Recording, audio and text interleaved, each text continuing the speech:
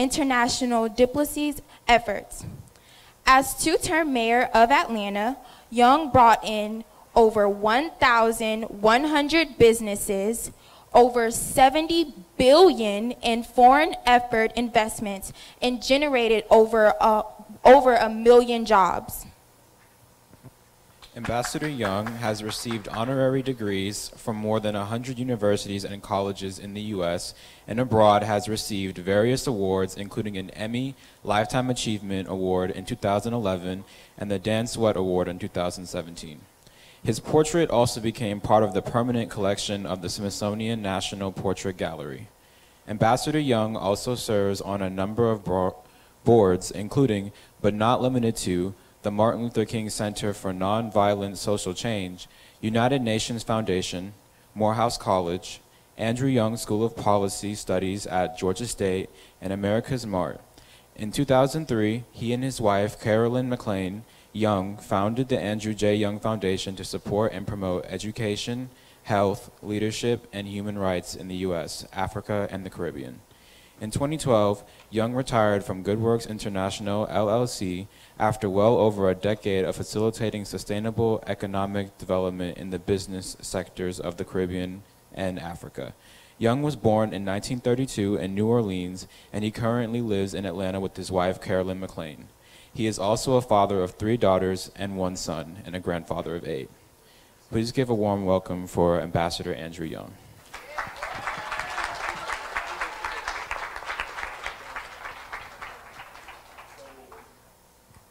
We have one little thing that I think will set the tone, Deidre, to Ambassador Andrew Young. Is Trev? Where's Trev? Right. Come on down. We got one little thing I think is going to really make it feel like we're talking to a civil rights legend, right? So you ready? You ready?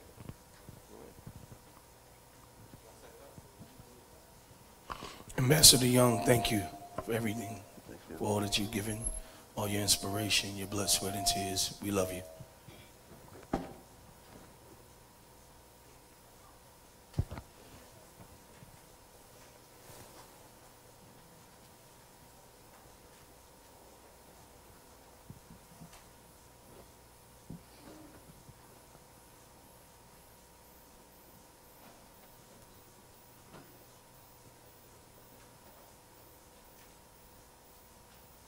Is everybody doing okay today? Y'all all right? White linen again, huh? Thank you, Hank.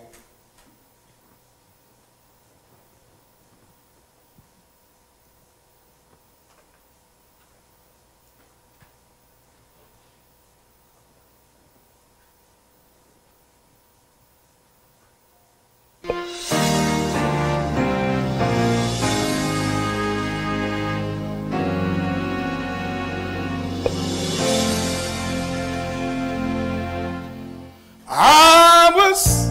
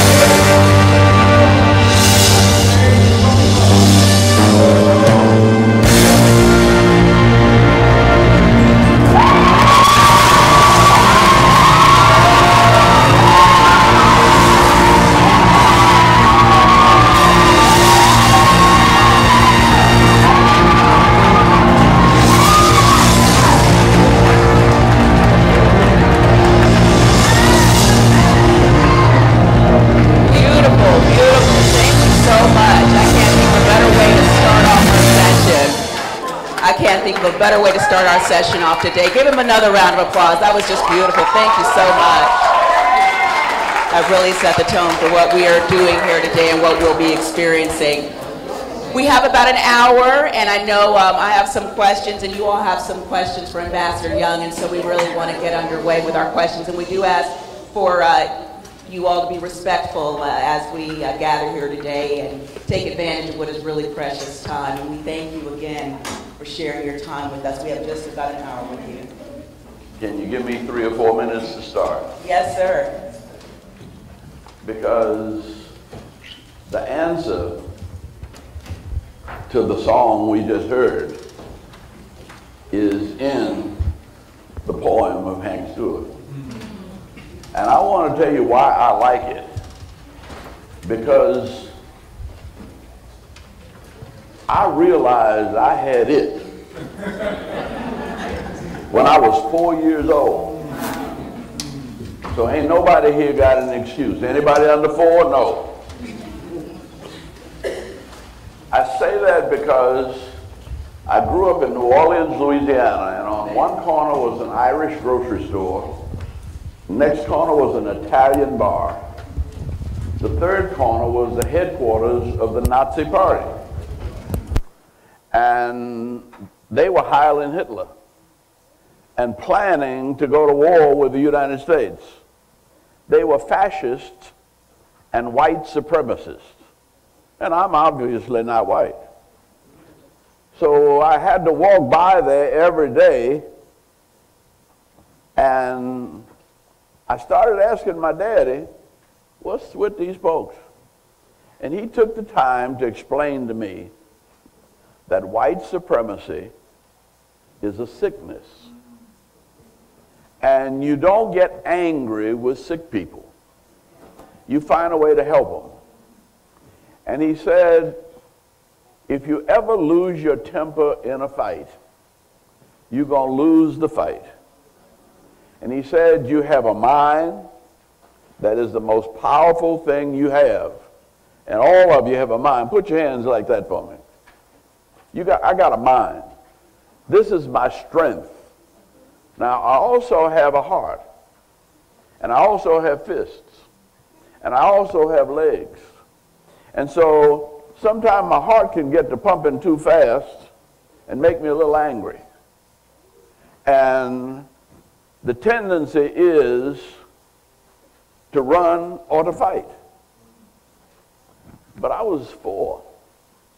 And these were grown men, Heil Hitler. And my daddy said, you will never be big enough. He was short, shorter than me. He said, you will never be big enough to beat everybody. And you might outrun a whole lot of people, but you don't want to run from a fight. And the most important thing you can do is keep your heart from pumping too fast. Don't get angry. Don't get excited. Don't get mad. Get smart. And then at 4 years old, that's 1936, because I was born in 1932, for your grandmama. And if you think times are rough now, imagine what they were like back then. But he took me to the movie in the 1936 Olympics. And when Jesse Owens, who was a beautiful brown black man, ran away and beat all of everybody else of every other color and every other, Hitler got mad. And Hitler was supposed to give Jesse Owens his medal, but he wouldn't do it. He stormed out of the stadium and took all of his Nazi stormtroopers with him. And that was supposed to be insulting to Jesse Owens. But my daddy said, now watch. I'm 4 years old now. He said, Jesse is not going to lose his cool. Jesse Owens just went on and won 3 more gold medals, making a total of 4 gold medals in the 1936 Olympics. Now, he said if he'd gotten angry and if he'd reacted to Hitler, it might have got him upset. And he was running the hurdles, and he was running the 100 meters, and he was running the 400-meter relay. And he said, in those races, 1/10 of a second can make the difference between first and fourth. And so he was only able to do what he did because he let his mind control his feet and his fist and his heart. And he always said to me, don't ever let anybody scare you or make you angry. Keep your cool. And I think that's what Hank means when he says, I got it. I got it. I got control of me. I got the power of the Spirit in me. I don't have to worry about what anybody else says or what anybody else does, because I got it. I would like to translate, since I'm a preacher, it to what Jesus said when he said, the kingdom of God is within you. And so when the change is going to come, you don't have to wait for it. I didn't wait for the change in white people to come to study or to do anything I wanted to do. The change came in me, that I found it. And I later on found that it was the presence of the Holy Spirit.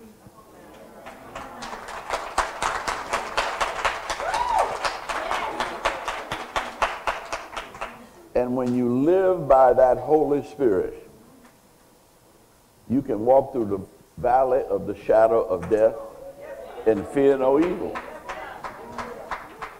You can stand up to bullies. You can turn your back on jealous girlfriends that want to find some fault with you because they're jealous of you.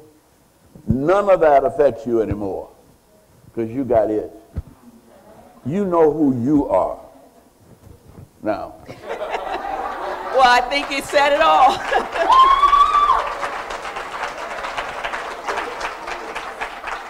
And that really does speak to your philosophy of nonviolence and nonviolent resistance that was used during the Civil Rights Movement. Right. No, the whole basis of nonviolence is spiritual power being more important and powerful than political power or even economic power. That I was with Martin Luther King when he won the Nobel Prize. He didn't think much of that. He was trying to get back here because he wanted to get voting rights. And we came back and we went to see President Lyndon Johnson. And President Johnson said, look, I'm all for voting rights. But we just passed the Civil Rights Bill July 2nd, 1964. This is just December 64. I can't go back to the Congress with another civil rights bill. I'm sorry, Dr. King, I just don't have the power. You think the president has all the power, but I don't have the power. And I was, you know, understood it. I was cool because I was tired and I didn't want to be going back into demonstrating anymore. But when we walked out of that White House, I said to Dr. King, well, I guess we'll have to cool off a little while, and that'll give us a chance to rest and spend some time with our families. He said, I said, what do you mean, I said, what are you going to do? Now, this is a man who had it. He just got through talking to the President of the United States. He just got the Nobel Peace Prize in Norway. And he said, and he was short. He was shorter than me. He's 5'6", 7". 160 pounds. At that time, 35, 34 years old. And I said, well, what are you going to do? He said, we're going to have to get the president some power. I said, what? What are you talking about? He went to Morehouse. I said, you Morehouse men are so arrogant. You ain't got no money. We broke. We don't know where the payroll is coming from next. You know, if it hadn't been for the Nobel Prize money, we wouldn't have payroll. We don't have but few people like James Orange and Rita Samuels here. I mean, we didn't have 25 people on the payroll, and all of them had families. And I said, and here the president's got the Army, the Navy, the Marine Corps, the FBI, the CIA. Why do you have to get the president some power? He's got enough power. He said, yeah, but he doesn't know the power that he needs to use to change this nation. I said, and you do? He said, I don't now. But he didn't say it that way. He said, it'll be all right. What I know he meant now was that he had it. He had a direct connection to the Holy Spirit. And that somehow that spiritual power would lead him to know how to get some power for the president. I didn't see that then. But 2 days after we got back, Mrs. Amelia Boynton of Selma, Alabama, drove over with 2 preachers. And she said, Dr. King, you have to come to Selma to help us. They won't let us even have our NAACP meeting in church. Said, my husband just died, and the sheriff said he was too political. He can't be buried in his own church. They had to bury her husband from the street because Jim Clark said he was like Hitler or some other people we might know. He thought he was in charge of everything and that he had all the power. But Dr. King said, we'll be there on the 2nd of January. First was a Sunday, can't be off on a Sunday.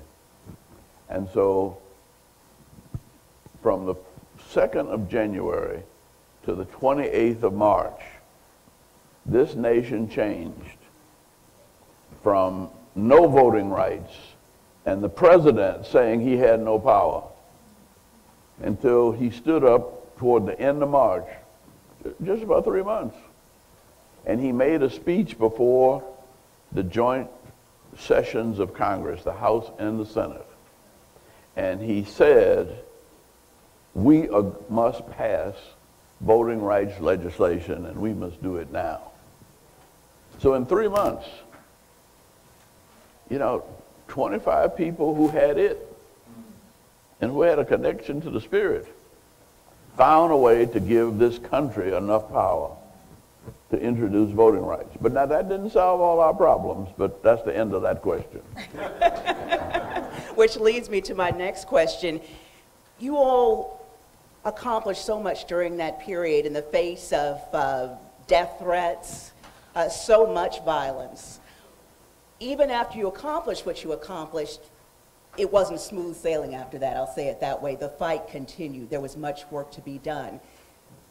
Why not say, hey, we've accomplished this, we're going to leave it to someone else? Why did you all stay the course when your own families faced death threats, when you all were frequently thrown in jail, and this was just so hard on you all? We were always broke. Always broke. No, the thing was, and that's a good question that very seldom gets answered. But the answer is that the Lord sent us some strong, powerful, righteous women. Now, if I had quit, my wife would have quit me.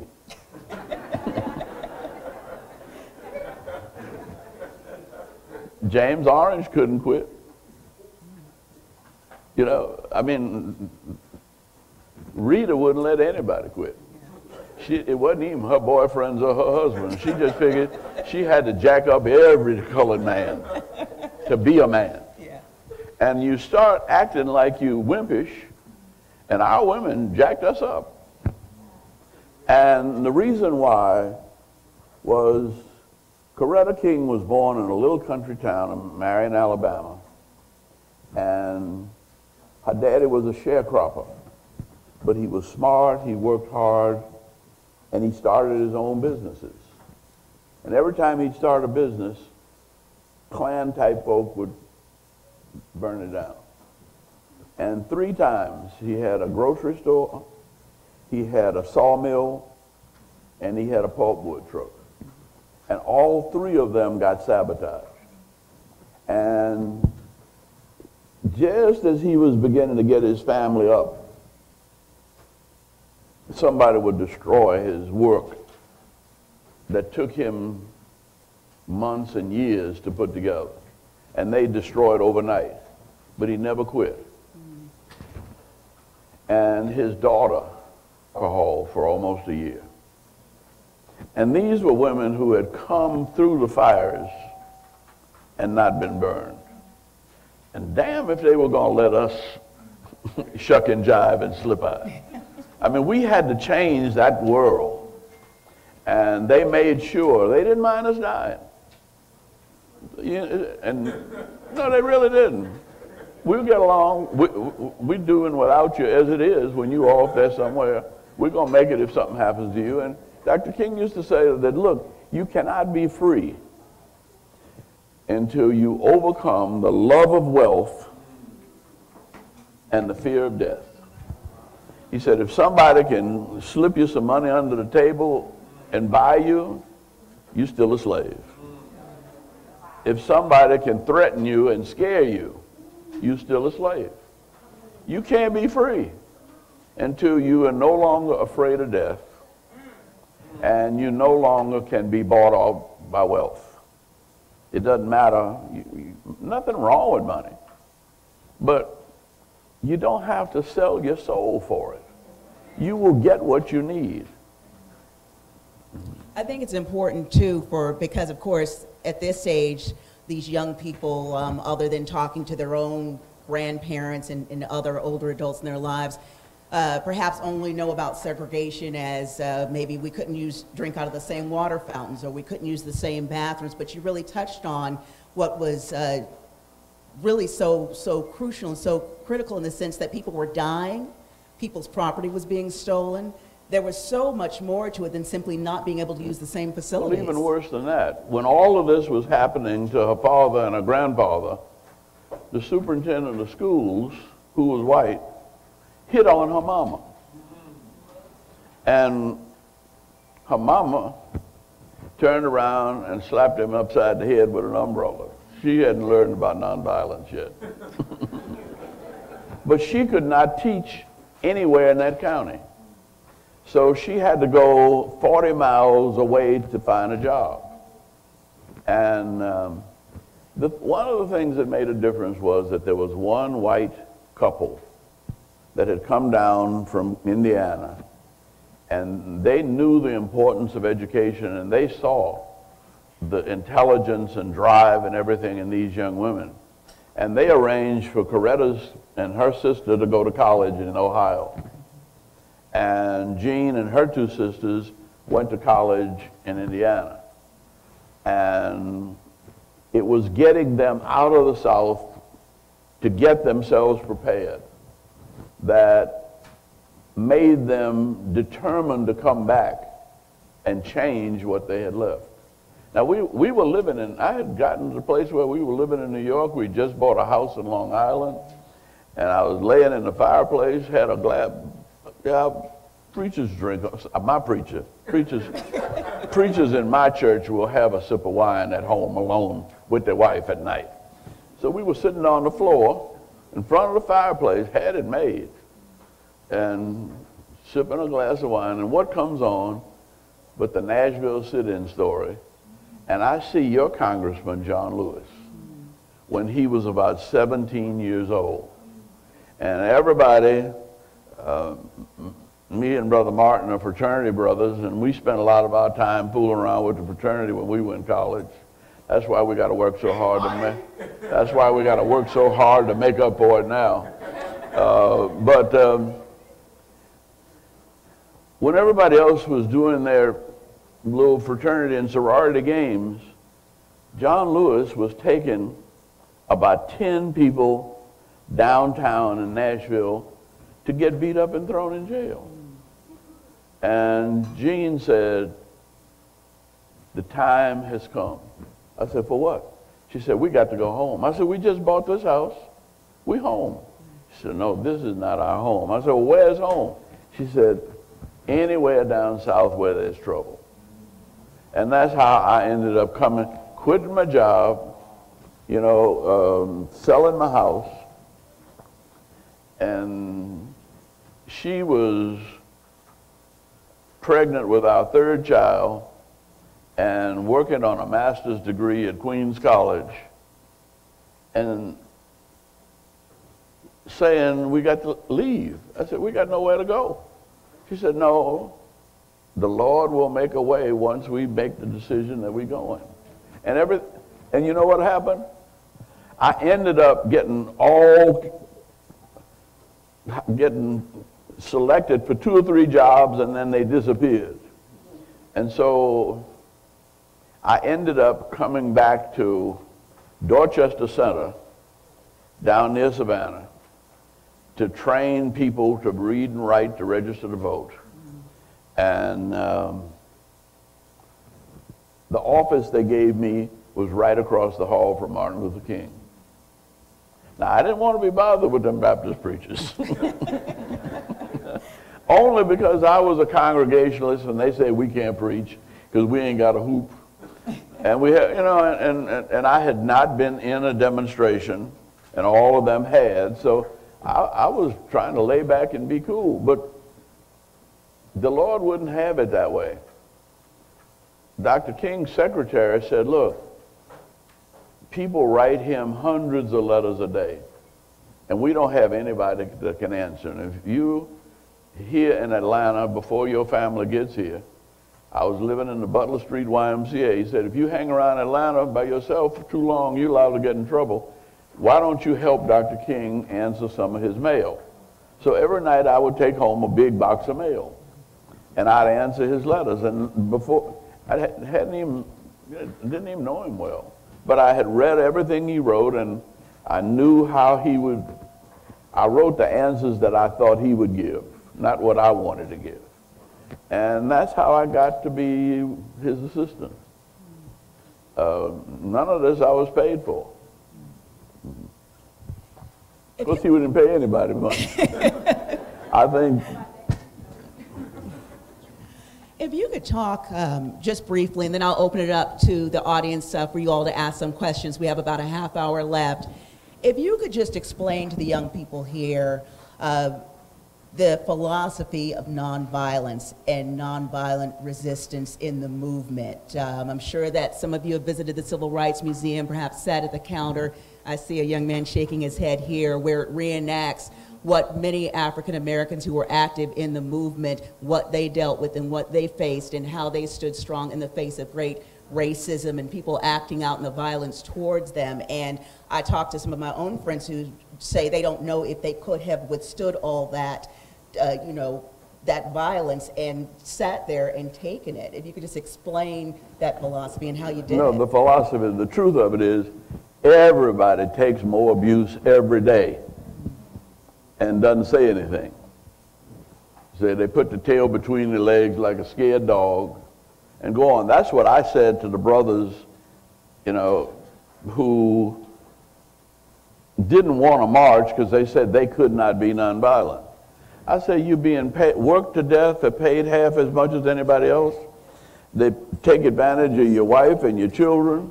And I say, how many white folk have you killed? Have you ever slapped one that disrespected you? I said, well, no, you are nonviolent. So you're just cowardly. See? And what we're trying to tell you is how to be powerful and still be lawful and spiritually sound. Now, when we finally came, when Gene and I moved to Thomasville and Beachton, Maynard Jackson's grandfather asked me if I would run a voter registration drive. Well, I didn't think there'd be any trouble, but the day before I agreed to do that, we were coming back from Albany, and we turned the corner right out of Moultrie, and there must have been 200 people in sheets in these pointed caps. And I said, oh, Lord, they coming to get us. See? And I said to her, Jean, I said, look, she was a country girl, very good shot. And we stopped in New York, went to Coney Island, and with a moving target, I hit 16 out of 20. I thought I was bad. She took the gun and hit 19 out of 20. So I said, I know what I'm going to do now. If they come to mess with us, I'm going down to talk to them. But you're going to sit in the window with the gun. See, and then I can talk from a position of strength. See, you got my back. She said, well, I don't know about that. I said, what about it? She said, I can't point a gun at a human being. I said, that's the Ku Klux Klan. And she said, yeah, and you're supposed to be a preacher. I said, what's that got to do with it? She said, if you ever forget that under that sheet is the heart of a child of God, you missed the whole point of your preaching. You need to go do something else. I said, woman, you crazy. What do you expect me to do? My baby's in a basket up there, and we're in this raggedy old house. If they throw a firecracker up here, we all go up and smoke and die. And she said, so? I said, what do you mean? She said, don't you preach about the cross and the resurrection? I said, damn, woman. She said, if you're not going to live it and if you don't believe it, we need to go get another job and do something else. I said, oh, Lord, I done married a crazy woman who really believes all this stuff and wants me to live by it. But what that did was when she said violence is not the way, it made me think. And so I said, well, I'm going to go down and see the mayor. The mayor ran the hardware store. And I told him the Klan was out there. We were having a voter registration drive starting tomorrow. John Wesley Dobbs was coming down to speak to kick it off. And I said, we really don't want any trouble with the Klan. This is my lesson. He said, just a minute, preacher. And he called the owner of Sunnyland Packing Company. They still sell most of the eggs and bacon and sausage and stuff you buy around here. Still comes from Sunnyland Packing Company and Flowers Bakery. They bake all the bread down in South Georgia. And he talked to them and told them, and the business community decided that violence is not good for business. So they told their own plant people to stay away from the Klan rally. And they told the mayor to tell the sheriff that they could meet on the courthouse square, but they could not march in the community and intimidate our Negro citizens, or colored people, whatever. And it taught me that, and nobody bothered us. They had their rally, and all black folk went around and watched them because they couldn't do anything but on that square. And then the next day we had our rally, and we had everybody show up because we had stood down the Ku Klux Klan. Nobody had to be afraid. And we got the business community behind us. See? And people put their job before they put their hatreds. And that's where I learned what I had to do when we got to Birmingham. Because the first thing we had to do was we had to demonstrate, but we had to explain to the business community why we were demonstrating. And so before the demonstration started, We used to go around and meet with business people and white church folks, and the Episcopal bishop agreed that he would convene the business community at the Episcopal church and give us a chance to talk with them.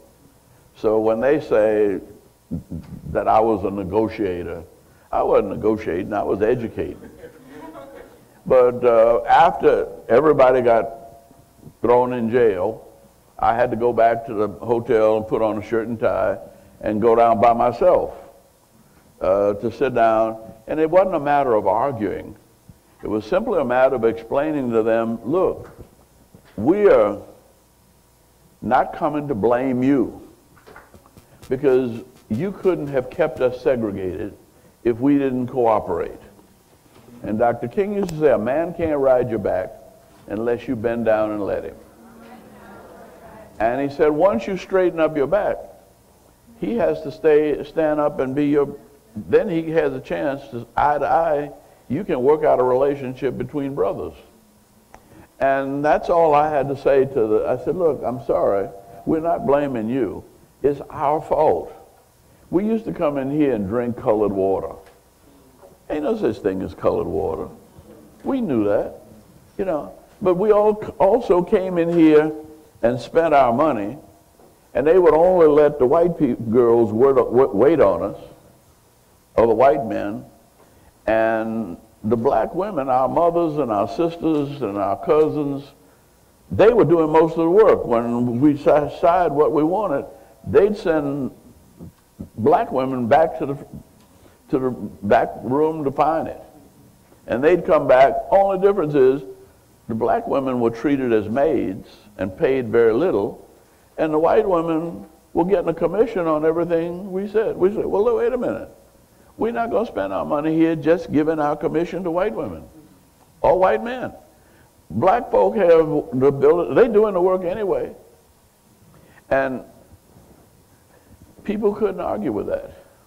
And finally, they agreed to get our business back, because 300,000 black citizens in the Birmingham area did not buy anything but food or medicine for 90 days. And you know, the stuff stacked up on the floor, on the shelf. And they lost a whole quarter. And if they had not agreed with us to desegregate, I said, I mean, we're not mad at you. We're just saying we're not going to spend our money as long as you keep that sign up there saying for white only. Or we can't sit down at the lunch counter. And they said, we're not blaming you. We've done this without challenging you for over 100 years, but we just have come to our senses. We now got it.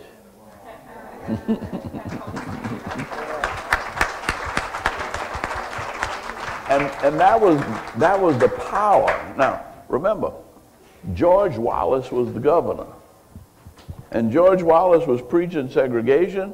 Segregation was the law of the land. Everything those businessmen agreed to was against the law. But when 100 businessmen agreed to it, the people with the money, I mean, the golden rule still kind of holds. He who has the gold makes the rule.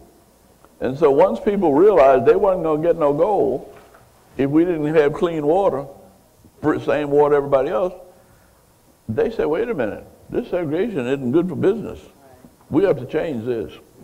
And they didn't wait for the Congress. They did it on their own. They signed a petition agreeing to all of the, they call them demands now. We started out calling them demands, but we just call it a memorandum of agreement. So it didn't make anybody put anybody down. You have to give your opponent a face-saving way out.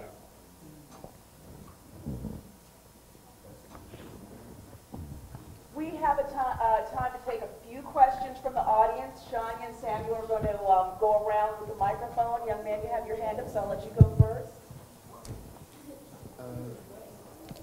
How does it feel to be one of the last remaining civil rights legends? Well, it's kind of lonely. But you know, I don't think I'm alone. Not a day passes when I don't think of not only Martin Luther King, but James Orange. And I remember something kind of, something that Fred Bennett was, I don't know what you call him.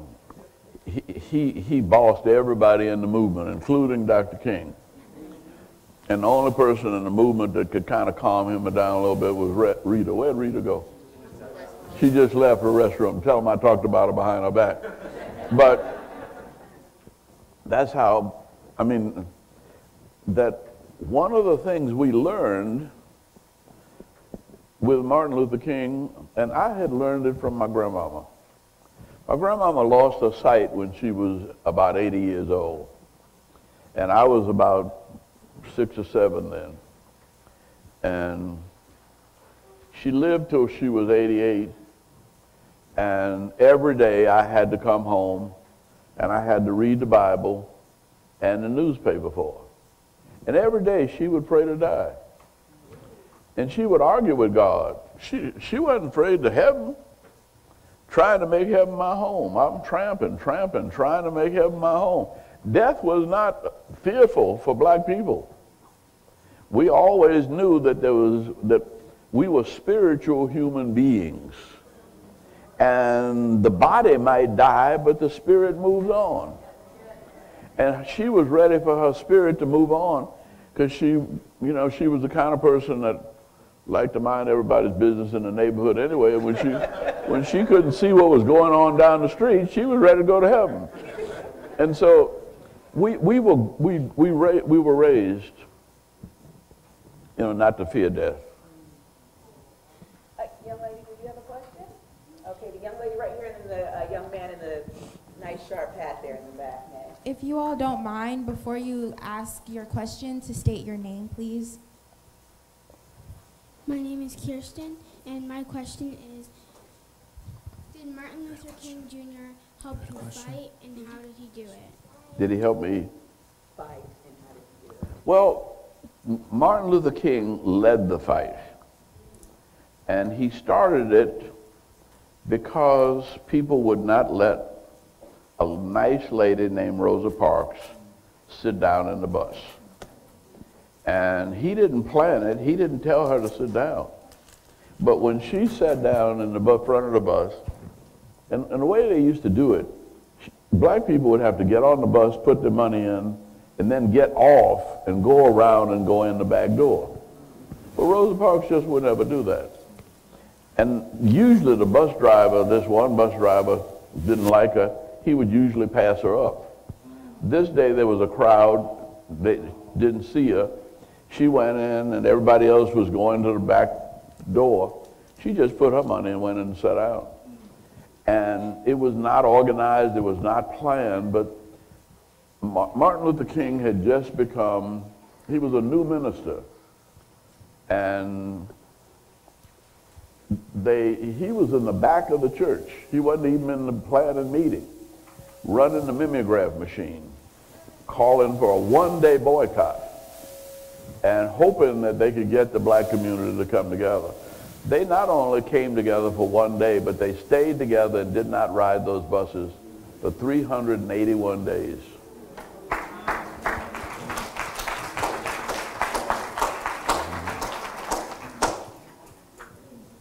Is that a good enough answer? The young man in the back there with the hat. Your name first, please, and then your question. My name is Jamarcus Hill, and my question is, how long were you MLK's assistant? About 9 years. Well, no, not quite. I guess 7 years. Because I was with him almost every day from about 1961 to April 4th, 1968. There was a young lady with the pretty purple flowers in her hair. You had your hand up. You have a question?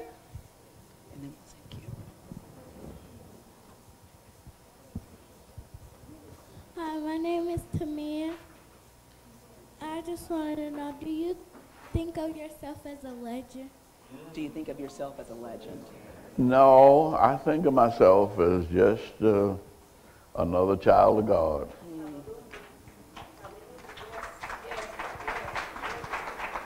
Actually, this young lady here with the pearl necklace, she was next. If you could stand. Right here, yes. Your name and your question. Hello, my name is Elise Valance, and my question is... And put your mic up too. Oh, I'm there sorry. you go. You're good. How has it been to experience the technology changes throughout your time and now? That's a very good question. Because I wish we'd had cell phones in Selma. But you know what? If we had had cell phones, we might not be free. Because Selma was almost a mistake. You know, the march from Selma to Montgomery, that's why I say the power in this movement came from God. See, we had agreed to march from Selma to Montgomery on the second Sunday in March.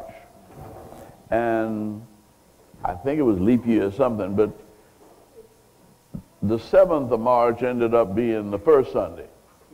And so all of the people, thinking the 7th must be the second Sunday, they had about 300 people that had come there ready to march. And Rev. Abernathy and Dr. King and all the preachers were in their churches because they had to be in church on the first Sunday. And so I was over there and I told them all the people came on the wrong day. They said, well, don't let them march without us. Don't let them march with us. I said, well, you know, it's going to be hard to stop them. I said, first place, the police aren't going to let them go far. And they'll probably just get a few people arrested and to turn us around. And then we can go again when you come back the next Sunday or whenever you say. And he said, all right, but don't you get arrested. So I was not in the front of the line.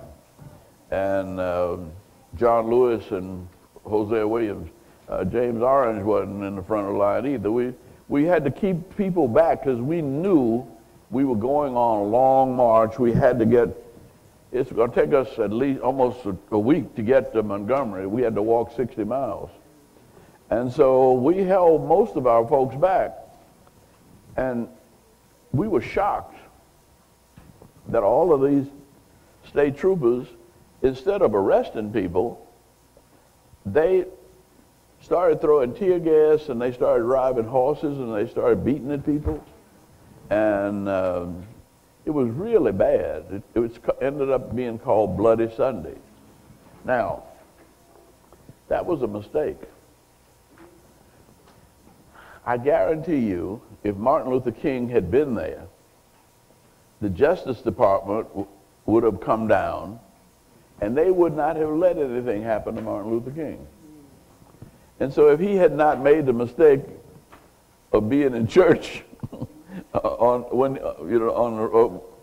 it hadn't been the miscalculation on our part, we probably wouldn't have had Bloody Sunday, and then we wouldn't have had a movement, and we wouldn't have had a Voting Rights Act. Isn't that something? I've never heard that story. Well, nobody's ever thinking That's such a great question, I guess. Sure. But almost everything that happened to us was accidental. And it was evil versus good going on in battle behind the scenes. Here's something else you haven't ever heard. Jimmy Lee Jackson, who was the young man who had just come from Vietnam, who was shot, standing in front of his father and grandfather and mother, protecting them, wasn't killed by the state trooper. There was a black physician who was in the hospital who, when he came in, he took the bullet out of his side, sewed him up, and he left Jimmy Lee Jackson sitting up in the bed eating fried chicken. And they called him about 11 o'clock and they said, "Doctor, come back here. they'd taken Jimmy Lee Jackson back into the operating room. And 2 white physicians had come in after the black physician had sewed him up, took him into the operating room for no reason except to teach him a lesson. And they gave him too much ether. And when the black doctor came, he said, look, you're killing this man. Give him some oxygen. He's got too much ether. And they said, nigga, if you don't get out of here, you be next. Now, that came out in court, but not until the Voting Rights Act had changed. So we had a black prosecutor. My little niece was the county clerk, and she showed me all of these records and the testimony. But that wouldn't get much publicity. Because it's all right if you think that racism is a couple of crazy white people, of, you know, a policeman who's doing his job. But to have to face the fact that the death of the young man who started the march from Selma to Montgomery was perpetrated by 2 educated white physicians who were probably members of somebody's church. That is the depth of evil in this society. So you're not going to ever put an end to it with fussing and fighting. It's going to take the most careful spiritual power you can generate to change this country completely. We have time for one more question and then some closing remarks from you. Right here, the gentleman, right here. We'll take them both. Okay, 2 more questions. I don't want to leave anyone out. The young lady here and then this gentleman here. My name is Morgan, and my question is, what was it like working with Dr. King? Well, you know, what you read about in the newspapers is always the serious part, and you always hear him preaching at the climax of his sermon. I have a dream, see? And he was a powerful prophetic preacher. But he was also just a regular guy. And just before he was killed, I had been in court and I hadn't called him up. And he said, boy, where you been? And I said, I've been in the court. You have to call me and keep me. I said, but I was in the court. They don't have I didn't know what a cell phone was. I said, they didn't have a phone down there. He said, can't you write? You should have written a note and sent it back to me. You have to keep me informed. I said, look, it was all I could do. I got the judge to agree to let us have the march. That's the best. No, that ain't enough. You got to keep me informed. I said, what is the matter with you? You acted crazy. And he grabbed a pillow and he whacked me upside my head, you know? I said, come on now. And next thing I know, everybody was grabbing pillow. And here we were, 30-year-old preachers in a pillow fight. See? And, but he also was almost like a comedian. But he was a kind of comedian. You all remember Richard Pryor? Huh? You remember Eddie Murphy? You remember Red Fox? You heard of them? These are people who made fun of our problems. And that's the way he'd do. He'd, you know, if he'd catch somebody nervous, he said, don't worry, James, if something happened to you, there'll be so many men after your wife.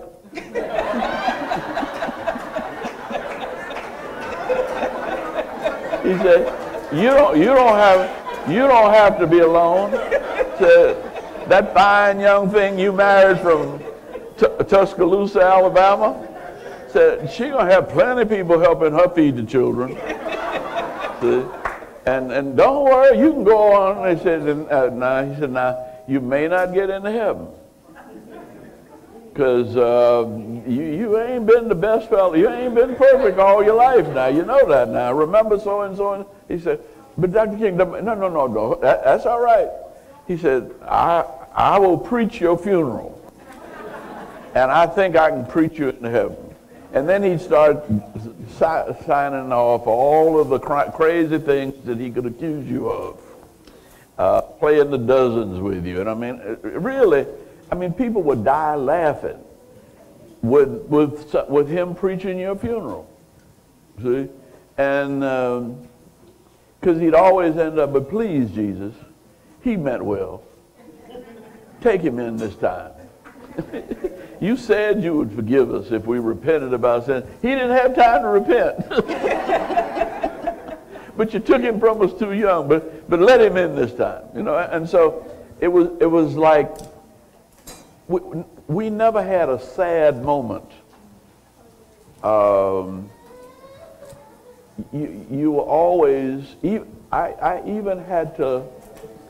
I was even not. I didn't have time to be upset at his death, because I said,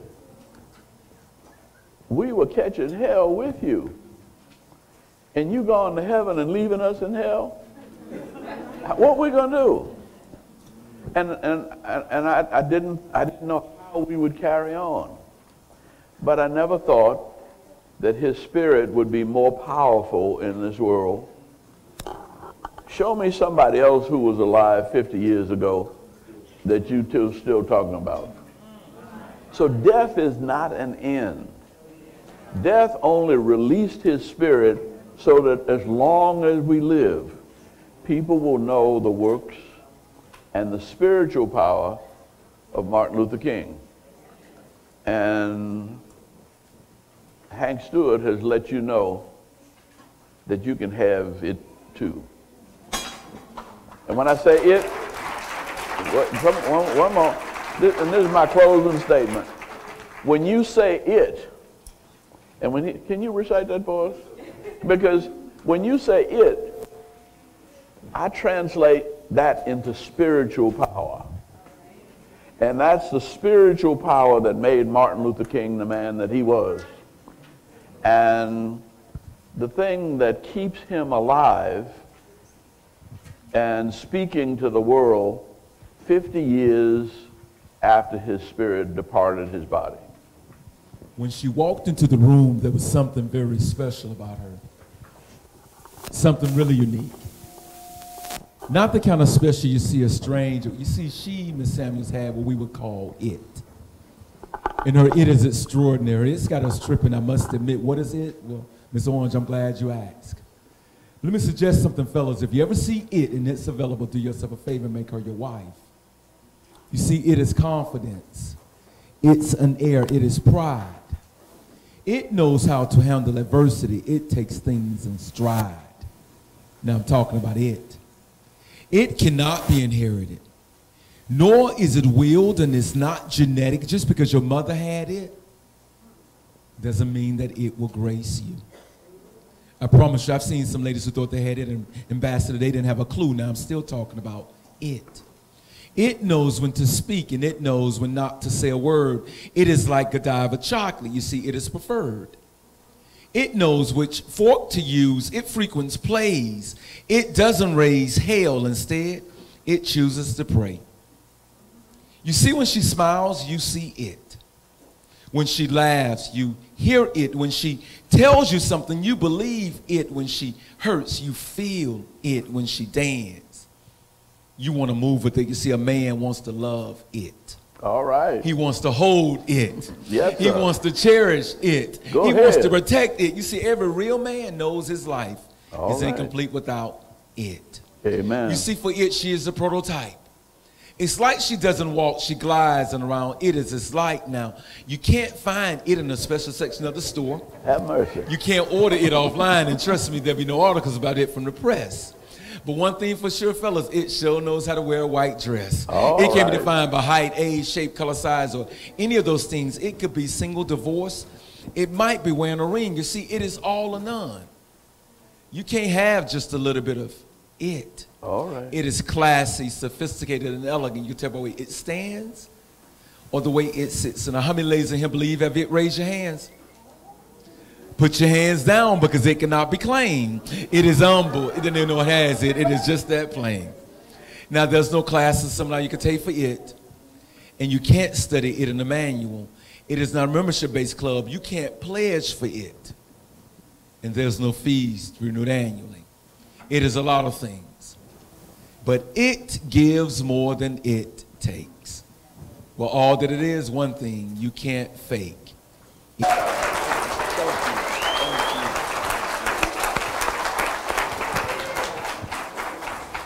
Thank you very much. This concludes our session. Let's give Ambassador Young another round of applause. And before you all depart, Hank just has one more remark he'd like to make, please. Thank you. I can't, hold up for a minute, just hold up. I want you. You got two legends in the room that I just cannot not recognize. Ms. Rita Samuels, would you please stand? Ambassador Young, he talked about you when you went to the bathroom. Ms. Rita Samuels and Ms. Orange. Ms. Orange, will you stand, please? And you heard Ambassador Young referring to two of these ladies. Cleo Orange, Ms. Orange. So you heard Ambassador Young make reference on a couple of occasions to James Orange and Rita. These are strong. You know, Dr. Dorothy Heights once said, black women seldom do what they want to, but they always do what they have to. Dr. Janetta Cole once said, hold up. Shh. Dr. Janetta Cole once said, you can educate a man, you educate an individual, you educate a woman, you educate a nation. Dr. Yusuf Benjamin says she's dipped in chocolate, she's bronzed in elegance, enameled in grace, toasted in beauty, my Lord, she must be a black woman. All right. Franklin Delano Roosevelt had to be talking about a sister when he said a woman is like a tea bag. You never know how strong she is until you put in hot water. Had to be talking about Miss Samuels and Miss Orange because they are very strong. So I want you all to give them a round of applause, please, for being here.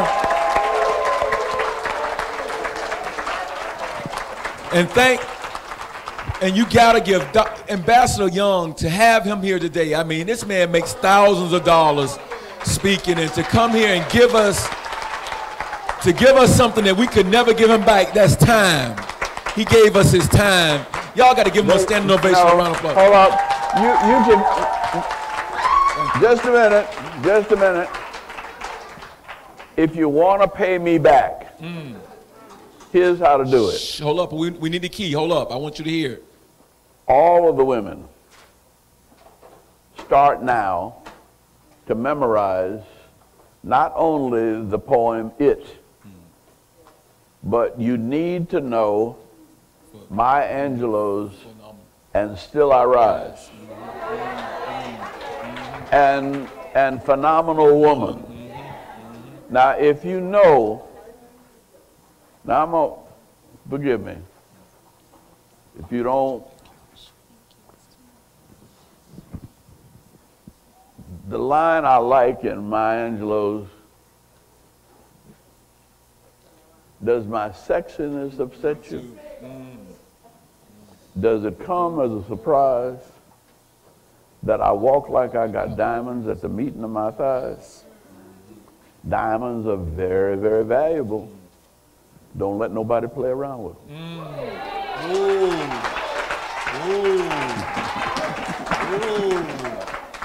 That's it. Thank you, Gwen. You have anything? Let me just thank Delta Airlines, all of our sponsors for making this possible. Gwen. Okay. We got one question that they say was dire. Hold on. We got one question. How you doing, Mr. Young? My name is Cameron Williams, and there's a question on my heart that sir, that I've been dying to ask you since I've got here, And that question, sir, is what is the most memorable time that you had with Martin Luther King that you haven't had a chance to really speak on? I can't tell. I like that. Let me put it this way. Martin Luther King was, well, my daughter said it maybe the best way to remind. She said, you know, everybody wants to make y'all something special. She said, but now listen to me. Now these women know. Say y'all were just some get-down brothers in the right place at the right time, and you were man enough to do the right thing. That's the best I can do. Thank you, sir. Is that accurate, Cleo? Huh? Thank you all so much for joining us this afternoon. Tonight's concert begins at 7 p.m. for our adults. All right? And the session now ends for our youth. But I want to give a huge, huge shout out to our incredible commentator, hostess this evening, Ms. Deidre Dukes, because Deidre, yes, who's also my sorority sister, she's a neophyte, yes, she came out and she has been serving since she has come aboard through our and sorority sister, Aquila Thomas. So thank you, Deidre, so much for all of the love and support. We greatly appreciate it. Thank you all so much for everything. Have a great rest of the evening.